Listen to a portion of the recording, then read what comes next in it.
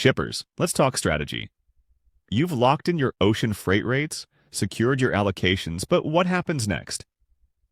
If you don't have a structured approach to managing your logistics service providers, you're leaving efficiency and money on the table. We see it all the time. Teams stretched thin, analysts wearing too many hats, and responsibilities split between procurement and operations. And navigating complex subcontractor networks? That only adds more confusion. That's why we created the workshop called Supplier Relationship Management at KP Global Logistics Consulting, LLC. This isn't about theory, it's about real, actionable insights to help you. 1. Manage logistics service provider relationships effectively. 2. Bridge the gap between procurement and operations. 3. Build supplier strategies that deliver real results. Timing is everything. Don't wait until your volumes start moving. Build your supplier relationship management program now and position yourself for success. Spots are limited to ensure a personalized experience. Reserve your place today, and let's make 2025 your most strategic year yet. Contact Kevin Parkerson for more information. Welcome to Kev Talks, Real World Global Logistics. I'm Kevin Parkerson. And I'm Kevin Higgins. Together we bring you over 60 years in combined experience in global logistics. In each episode, we'll dive into the latest industry trends, share practical tips, celebrate wins, and share stories from the logistics front lines, all while helping businesses optimize their logistics operations.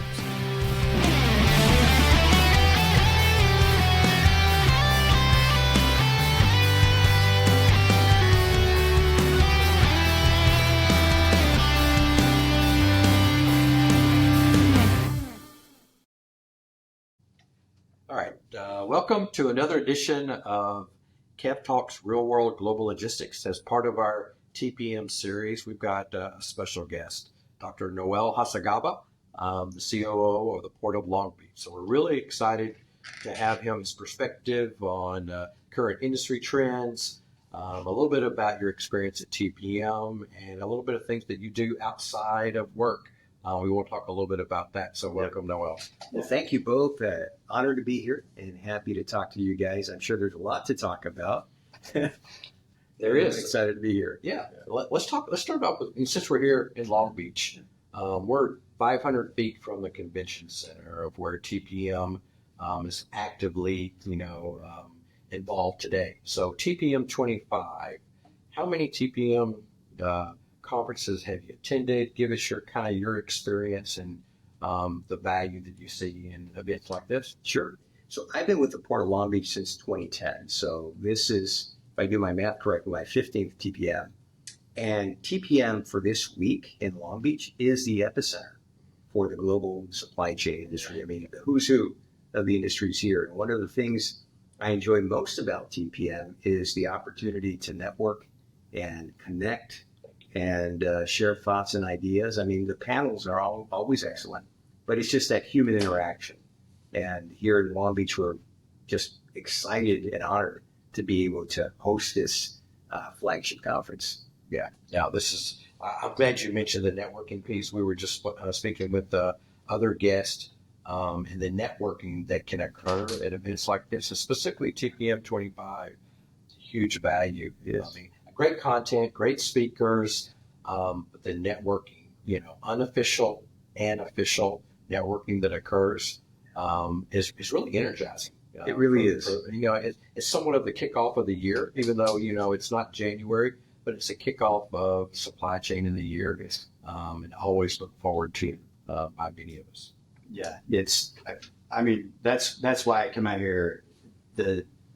I've been doing this for a long time and meeting friends and seeing people out here, and just the opportunity to meet this next generation that's coming out inside of supply chain.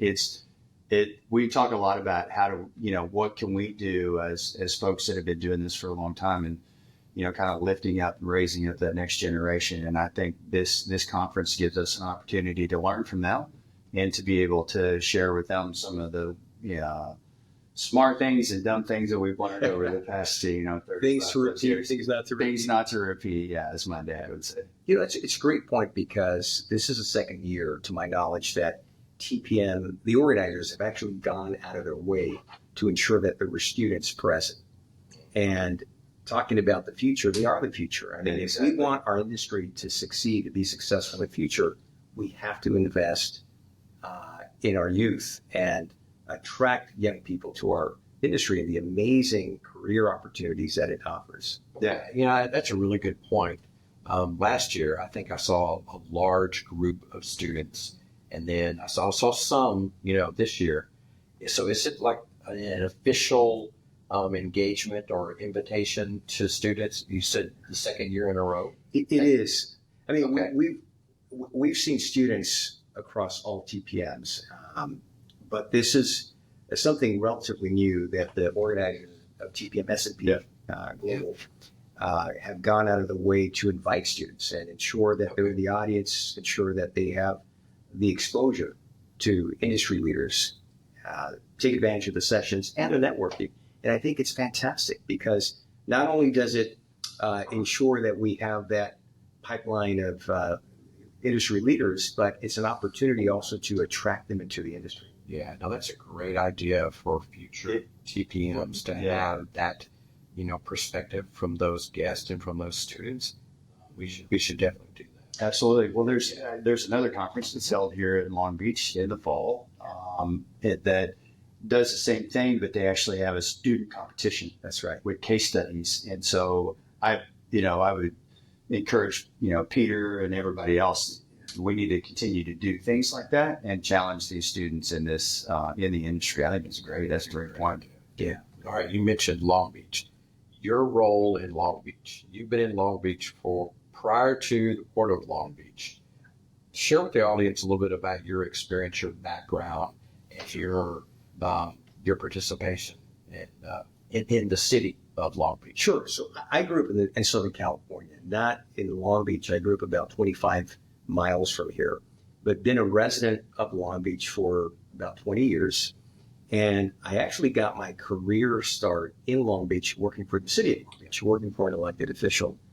And then I transitioned to the private sector in transportation, environmental services, waste and recycling, transportation. And the reason I'm so passionate about workforce development and attracting the next generation of workers is I'll tell you a quick story of how I ended up at the port. Okay. I was working for a company in the private sector, and one of my assignments was to get a contract for the city of Long Beach. So I started hitting up all the events across the city. One of them was the state of the port.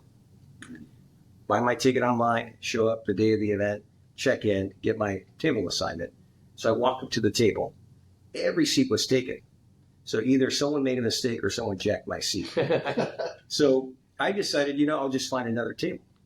By that point, the program was about to start, and the only table that had open seats was one furthest away from the podium next to the exit. I said, this is perfect. Yeah. I can excuse myself early. Right. Take a seat. Lo and behold, the person right next to me turns out to be the HR director for the Port of Long Beach. And so I ended up chit-chatting with her for about 10, 15 minutes. The program was about to start. I get up to excuse myself, and she says, may I have another one of your business cards? And I said, sure. So I give her my card. About 10 days later, in mail, in my mailbox at my work office, I get the job bulletin for what eventually became my first job at the port. Wow. And so I tell the story because these jobs and these career opportunities should not be accidental or providential, as I like to say. That is network. It is. That's a great example of networking. I guarantee you there are a lot of stories similar to that occur here in Long Beach. That's right. TPM 25. Yeah. Because of the networking. That's right. All right. So you've been in Long Beach for quite a while. Give me your go-to breakfast location in Long Beach. Well, I have several, and the city of Long Beach is... Give me a breakfast and a lunch. So there's a place on Atlantic called the Breakfast Bar, Been there. and it's exceptional. Yes, It's not too far from our going office. back again. You just looked at this last night. And I'm going again. Yeah. I'm going to be there Friday morning. This will air much later. But Friday morning, that's where my wife and I will be. Smart man. happy wife, happy life. That's right. And for lunch, this is hard, right? So one of my favorite spots in Long Beach is on 2nd Street called Open Sesame, Lebanese Mediterranean foods. I've seen Excellent. Really? Okay. And there's a Thai place, a Thai restaurant on the east part of town called Pandramart. Mm-hmm. And they have excellent Thai food. But I mean, there's just such a wide range of options in Long Beach for breakfast, lunch, or dinner. Yeah. You won't go hungry here. No. I've been coming to Long Beach for over a decade and a half, and there's always new restaurants, but there's the staples. That's You know, right. The breakfast bar is one of those. Yeah. Is Chuck still open? You know, I'm not sure. if It's down. It's down at the end of Ocean before you kind of take the cruise across. I think it's on Ocean. You veer off of Ocean. Livingston goes this way or something like that. And I mean, they only take cash. I always went there on Saturdays. I'd ride here for a short period. Oh, you I did? rode for a minute. Yeah, I For a lived here minute. on Ocean Boulevard, 2011. But I'd ride my bike down there on Saturdays. I'd get up and I'm like, we're going to Chuck's. It was just like, it was just good breakfast. It was always good breakfast. I didn't know if they were still open or not. Not sure. I'll check it out next Yeah. time I drive down that direction. Yeah, look for it. All right, Noel, so let's talk a little bit about the Port of Long Beach. There's a lot going on in the industry. There's a lot of news, good news for the ports on the West Coast. Talk to the audience a little bit about what's going on at the port today, how business is, and also what are you projecting for the rest of the year? Can you share your crystal ball on that? Wow. What a big question. I know, right? Yeah, no, I would say we're busier than ever. We closed out calendar year 2024 with our best year on record, 9.6 million TEU. But what's most impressive about that is we handled more cargo than we did during the supply chain crisis. The last time we had set a record, but without any of the backlogs, delays, or congestion. I mean, How did I do that? I think we all learned, the collective we learned how to collaborate and how to coordinate. I call it the muscle memory. Mm-hmm. And when we see the volumes come in, I think we're all doing a better job of letting the others know, hey, we've got so many vessels with so many boxes. We need to make sure we have the equipment on terminal to get those boxes out. And we've also shifted more boxes intermodal on rail, which helps relieve some of the capacity issues on the local delivery side. And on top of that, I think we're all doing a better job of sharing data. Yeah. So digitalization, data transparency, visibility, I think has improved since the supply chain crisis. So the silver lining in all this, in spite of all the uncertainty and the threats of tariffs and so much turmoil going on globally, our volumes in Long Beach are strong. In fact, January 2025, we led the nation in TEU volume. Wow. That's how busy we are. And thankfully, our dock workers and our terminal operators and every industry partner has really stepped up. Well, I think that talking about sharing data, collaboration, it's important. Most people probably do know, but some people may not know. You guys are not an operating port. Correct. So being a landlord port and having, how many different terminals are there in Long Beach? Well, we have 22 terminals. 6 of them are container terminals. Six container terminals. So when you talk about containerized cargo, That's unique. it's just for the audience, that's unique, as compared to the other gateways in the U.S. yeah. So It's complex. that collaboration and communication isn't as easy as telling your staff you have to do that. So you're working with virtually 6 different container companies, terminal operating companies, to encourage that collaboration so that as a unit, as the Port of Long Beach, you guys can actually show progress in volume increases. And that's a great way to describe it, Kevin, because as a landlord port, historically, all we did, our business model was we develop land, we build it to suit, and we enter into these long-term lease agreements, and then we let these private terminal operating companies run out. Well, that model doesn't work anymore. We have to play a more active role. Obviously, we don't get in their business, but we play the role of convener and facilitator. And the supply chain crisis is a prime example. Right. We had to step in like never before to request data and make sure that data was flowing through the supply chain, to ensure that our terminals were expanding their hours of operation, opening up earlier, closing later, opening on weekends, for example. We even test piloted a 24/7 model. We activated vacant land to provide an immediate relief out. So these are things that landlord ports traditionally don't do, but we've sort of been thrust into that situation. And for the betterment of the industry. Yeah. And not just, I apologize for taking us off route there, KP, but not just with those 6 container terminals, those terminal operating companies, but this is all kind of considered yet Port of LA and Long Beach. That's right. So there's probably some level of communication and collaboration with your sister port as well, right? Absolutely. So we are known, the ports of Long Beach and Los Angeles together are known as the San Pedro Bay Ports Complex. This is a complex, right? Yeah. Because you've got across the 2 ports, you've got 12 container terminals. Mm-hmm. And so this, again, during the supply chain crisis, we all had to learn to work together and collaborate, coordinate like never before. Right. And that applies to the port authorities as well. And, the great news is that it was a great story where we all came together to navigate through that very difficult period. Right. Again, I think the way you answered earlier, you applied the learnings. As bad as the supply chain crisis was the last few years, you applied those learnings so that you could be successful as you are today, 2024, 2025, for the increase in the amount of volume and throughput that you've had thus far. And that's what I call the muscle memory. Yeah. Right? Those lessons learned that we're applying. We no longer talk about pop-up yards, expanded hours, because it's now... You speak my language. Exactly. It's now part of our MO, right? Yeah. We already know how to do that. Right. Yeah. That's good. So crystal ball. Rest of 25. What are you planning for? What do you expect? BCOs that are listening to this are moving up on the edge of their seat right now to hear from you on what to plan for, what to expect. What is that? Well, outside of tariffs. I'll tell you something. Well, it's hard to look into your crystal ball and not talk tariffs, right? But as I talk to multiple segments of the supply chain at TPM 25, it was interesting because everyone talked about what everyone's talking about: tariffs, the uncertainty, the disruption, right? But in spite of all that, when I asked folks, whether it was an ocean carrier, a shipper, a railroad, they were all telling me, we think it's going to be solid, at least through the first half of the year.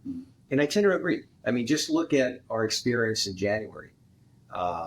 Granted, a lot of it is front loading, right? Shippers trying to get ahead of, tariffs. But I think that's going to be sustained. And at some point, I'm not suggesting that we're going to be able to forecast what changes may come down the line, but when the conversation surrounding tariffs continues to evolve the way that it has, where a tariff is announced and then it's delayed another 30 days, after a while, that may become a pattern. And so shippers and everyone in the industry is going to learn to adjust to that. Yeah. Okay. And I would say this, the most important piece in all of this, in any forecast, is consumption. The American consumer, who has been impressively resilient throughout the supply chain crisis and post the crisis. As long as the American consumer continues to push the buy button online and we continue to use our disposable income for goods, I think we're going to continue to see steady volume growth. I think you're spot on. Yeah. I love that. What about technology? Talk to the audience a little bit about the Port of Long Beach, the usage of technology, and I'm going to say AI. How you integrate that into your current operations, or what is your forward-looking approach to technology? Yeah, so I like to say that technology in and of itself is a tool. It becomes a solution when it is properly integrated into an operation. And what I mean by that is there's a lot of technology outside the industry that has been adopted, is in use today. What we need to figure out as an industry is what's the best technology to move the needle when it comes to optimization, right? I'll give you an example. We unveiled at TPM 25 the latest features of our digital initiative called the Supply Chain Information Highway. And that's our attempt at providing a common corridor through which every segment of the supply chain, the ocean carriers, the marine terminal operators, the class ones, and the motor carriers, can access data about their containers on one common corridor. So right now, it's very siloed and very fragmented. So that's one example of how we're using technology that already exists elsewhere. We're customizing it to the need. And as a port authority, a landing port authority, we're bringing solutions to bear. That's one example. Another example that is well within our line of sight is our transition of zero emissions operations. We need technology that's cleaner, technology that is not just going to be cleaner, but is also going to enable our workforce to transition to that clean tech, zero emissions future that we all desire. That's interesting. Well, back to the, to the supply chain information superhighway you were talking about earlier is, one of the challenges that shippers have in dealing with 12 different container terminals is use of different technology for things such as appointments. Right. So are you guys looking at how to kind of streamline that for the users of the port, so maybe they come to one place even though they're using 6 different appointments? Yeah, 6 different appointment systems. Absolutely. As a matter of fact, one of the new features we're going to be rolling out this year in 2025 is leveraging our supply chain information highway to develop a unified truck appointment system. So right now, if you want to book an appointment to go pick up a container, you've got to go to each terminal's system to book that appointment. Right. What we're going to do, and we're going to do this in phases, we're going to get on the Long Beach side, we're going to get our 6 container terminals, and we're going to develop a system that will not get in the way of their systems, their individual systems, or disrupt their systems, but think of it as kind of an overlay, a layer, so that someone, the shipper, their drayage provider, can book appointments across all 6 Long Beach terminals. Our partners at the Port of Los Angeles are going to do the same with their container terminals, and eventually the vision is to have a unified truck appointment system, where from a user standpoint, anyone can just go in there and book appointments across the bay. But in order to get there, right, standardization. Yeah. And it doesn't require the marine terminal operators to switch their technology systems.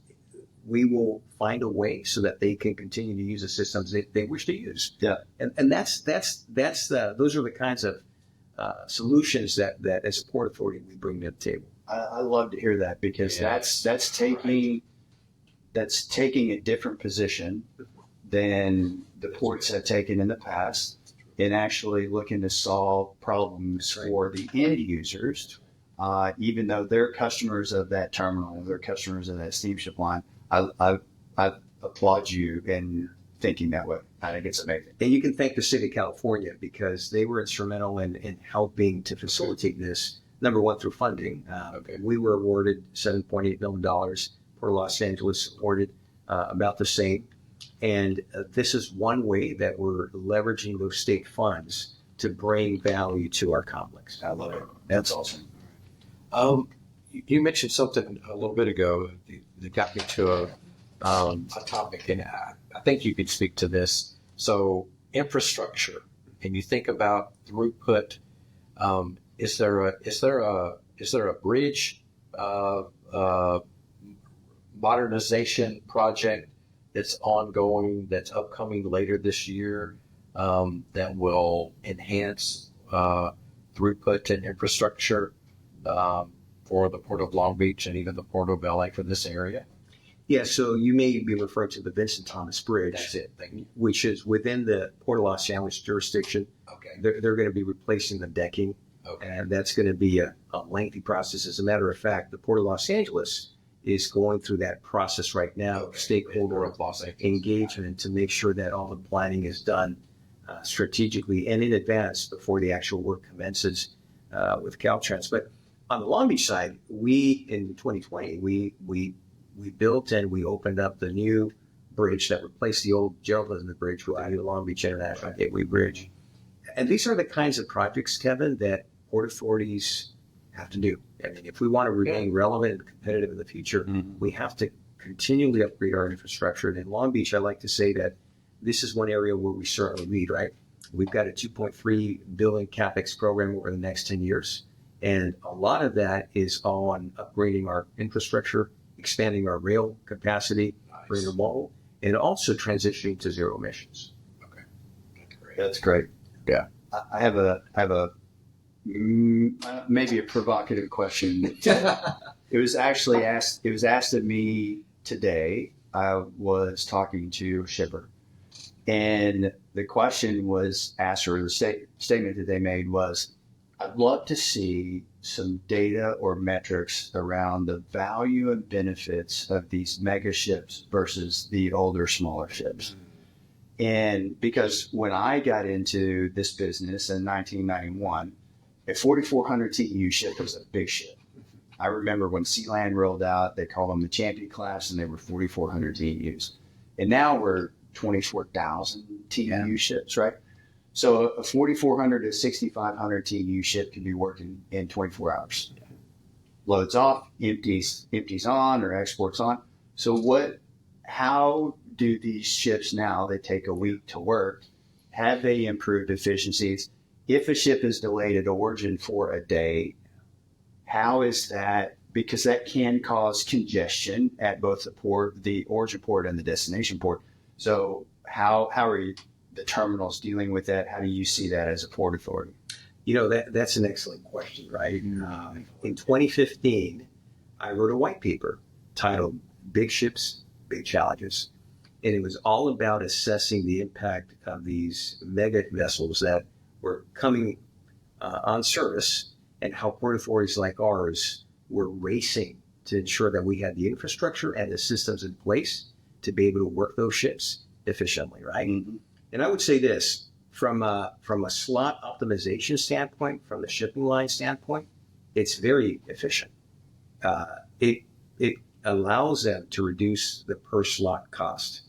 And by having a greater capacity, they can enjoy the economies of scale on the water. Where it becomes problematic is when it arrives at berth. That's right. And if the terminal is not ready with either sufficient capacity, the equipment, or the systems in place, then those efficiency gains on the water may not translate to the efficiency gains on land. And that's been the perennial challenge. And this is why the supply chain crisis was a test. But again, thanks to muscle memory, thanks to technology, thanks to everyone coming together as a port ecosystem and saying, what can I do to help you be more successful so that you can help him and you can help yourself? It's understanding and having a more holistic view of the supply chain. And I think that's another way that port authorities like ours have evolved. We no longer just think about inside the gate. We now think about the end-to-end supply chain. Right. That broadened perspective is what will help us address some of these choke points, address some of these pain points that were brought to bear when these mega vessels were first deployed. Yeah. I can tell you today that we've had the 23,000 TEU ships. We see the 18,000 TEU ships routinely. And the issues that were around in the past, for the most part, are mitigated. And again, I think that's where you will see the efficiency gains of these mega vessels when the land side economics and the water side economics are balanced. Yeah, that's awesome. Yeah. We also have not just the complexity of the larger ship, we have the complexity of the alliances. Oh, that's the right. Larger ship, right? That's right. Because if you have multiple carriers in an alliance, which you do, but that one carrier typically calls it this terminal, another carrier calls it this terminal, and collectively they can call it both terminals. You also have, I need this empty container at this terminal, but I need you to pick up your load at this terminal, or you got to get your chassis here so that you can pick up your load here. Yeah. So there's a lot more complexity, bigger ships, different alliances, changing alliances. How does that affect you guys? That's a great point, right? So as the alliance invested in these bigger ships, they were basically required to enter these alliances in order to fill those slots. Mhm. And as you pointed out, those alliances inject more complexity, especially in a complex like ours, where you've got 2 port authorities and you have 12 container terminals across the bay. Right. We ran into a lot of chassis dislocations, for example. We ran into issues where there were more than enough rail cars in one terminal, not enough in the other, right? So we all had to work through that complexity and untangle some of these complexities. And I think the way we did it is, one, is we learned to work better together and share data and coordinate. And technology has played a role in that, in making that data available in real time so that every segment of the supply chain, whether it's class ones or internal operators, we're prepared to have the labor, have the equipment, and have the yard space available to shuffle those containers through. Yeah. So I think, to me, That's a great question. what It just is, yeah. what just clicked in my head is the answers that you given to the last couple of questions or Yeah. couple of points come back to, and I'll summarize those for me anyway: data, collaboration, relationship. That's right. Great. So I should have just said that. Yeah. Yeah. Short and sweet. So it's just back to like the importance of TPM, Yes. right? Coming out here to TPM, and you can sit down, and I can sit down with the terminal operator. I can sit down with the ocean carrier. I can sit down with the port authority. I can sit down with my drayage carrier. I can sit down with every person, every company that participates in the supply chain so that the consumer can consume my goods, right? Right. So as a service provider, I can do the same thing. I'm developing those relationships that make my customers more efficient, and I can sit down and talk about goal setting, things like that. KP, that's why we come out here when we A were representative of the entire supply chain. absolutely, I'll use your words, from cradle to grave. yeah, That's right. It is a Yeah. representative from every node yeah, in that supply chain that's here at TPM. Yeah. That presents a phenomenal opportunity for networking, Yeah. For learning. concept to consumption is how I always think about it. It's like, can I get my concept to consumption team together? And this is the place to do it. Dr. Hacegaba, our audience is very wide and deep. So it includes a lot of those representatives in the supply chain, on top of our number one fan, Kevin's mom, to She is. right to students that we mentioned before. What advice would you give a student looking, exploring, deciding to enter into supply chain, global logistics, maritime? Yeah, the power of networking. Again, come to conferences like TPM or IANA Expo. Conferences that bring the entire supply chain together so that they can see the bigger picture. Often, and maybe I'm speaking for myself, but before I joined the port, I used to think of our industry as, okay, those are trucks, those are trains, those are ships. And I wasn't able to see that connection. Well, now having spent almost 16 years at a port authority, I understand how everything connects. And I think for those students who are watching, who are looking for a challenge, they're looking for a rewarding career, and they want to be challenged each and every day, come to our industry. So there's nothing more exciting, more dynamic, more challenging than supply chain. And I tell You won't young be bored. folks, you won't be bored. Because every day, I mean, here's the interesting thing about supply chain. From where I sit in a port authority, most of the challenges that you're responding to, you don't create. You're basically reacting to disruption that someone else created, right? I'll give you an example. The alliances, that created disruption for us. The Hunjin bankruptcy, that was a massive challenge for us. 15% of global capacity went away overnight, right? And we had a terminal that was owned by Hunjin at the time. Yeah. The divestiture of one of our largest terminals back in 2019.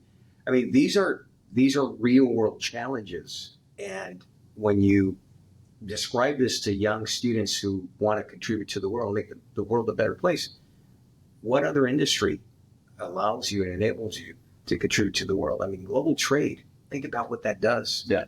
That's a great point. It creates jobs. It incites whole industries. I mean, I like to think of the goods movement as the economy in motion. And so that's what excites me about the industry. And I want us to be able to promote and express that excitement to the youth. Yeah. I love it. That's awesome, right? Yeah, that's good. All right, let's talk about the TEUs. When I say that, what tell the audience what the TEUs, what does that mean to you? Yeah, so one of the hallmarks or one of the things that separate us from other port authorities is we have a band, and it's composed of port employees. It's 4 of my teammates and myself, and we do a lot of cover songs. And so the TUs is just another way that we add value to the supply chain. I love it. And so you're a part of this band, I am, yeah. right? And you play. I play the guitar. So I play lead guitar, rhythm guitar, and backup vocals. So backup vocals. Yes. No lead vocals. Not yet. No aspirate. Not yet. Okay. I'm focused on the guitar. I need to make sure I get the lead parts right. Yeah. What's your favorite song? What's the band's? Is there a band staple where everyone wants to hear what cover song is it? Well, personally, I'm a huge Beatles fan, but we do a ton of covers. We do a lot of CCR, Eagles. We've done Van Morrison. We do a lot of oldies and standards. We've done some Motown. The one thing we haven't done yet is disco. We got to get our harmony. We got to get our harmonies right. Yeah. But it's a lot of fun. I love that. As somebody who's terrible at playing the guitar, I'm very jealous. So anybody who has the nerve to get up and play it on stage and play cover songs of a band that you love. But I would ask the question a little bit differently. Mm-hmm. When you go look at new guitars and you pick up the guitar for the first time, what do you play?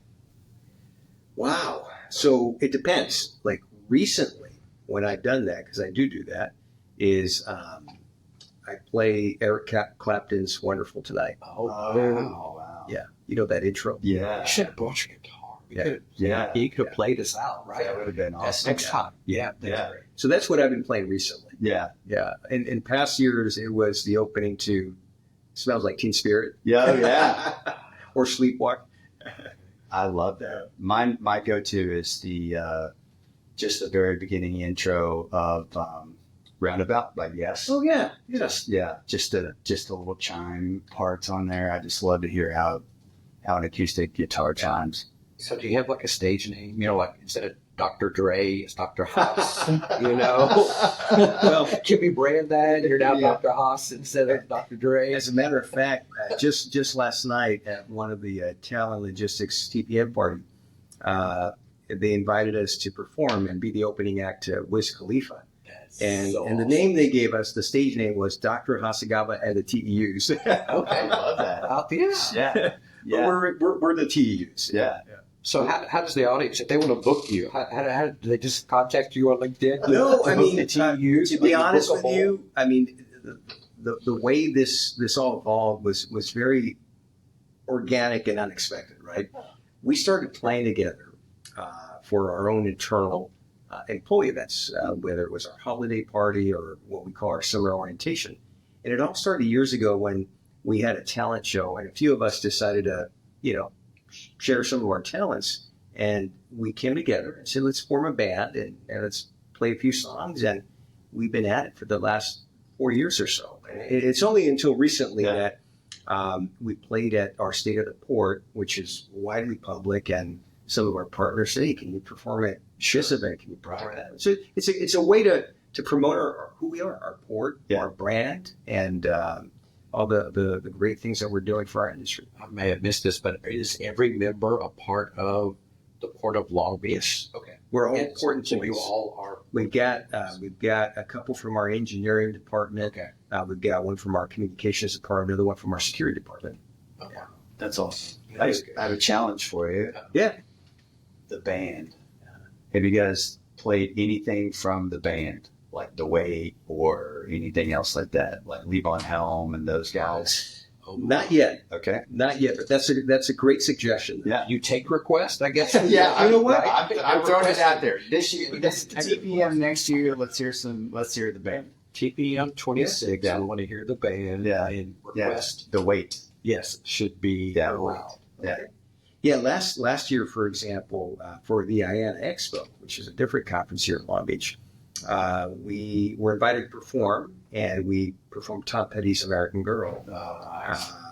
And that was a surprise for the outgoing CEO at the time, Joey Casey. Yeah. Such a kind. Yeah. That's awesome. I love that. So we do take requests. Yeah. There you go. Yeah, absolutely. Well, let's kind of give the audience one last, what's on the horizon for Dr. Hacegaba? You've been in this role for a number of years. What are your aspirations, and what do you see for the Port of Long Beach?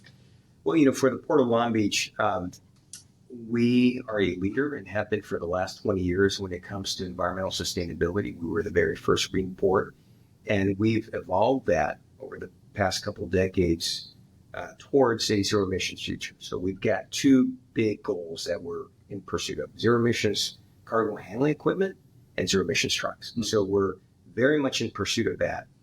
We're also what I call building the port of the future.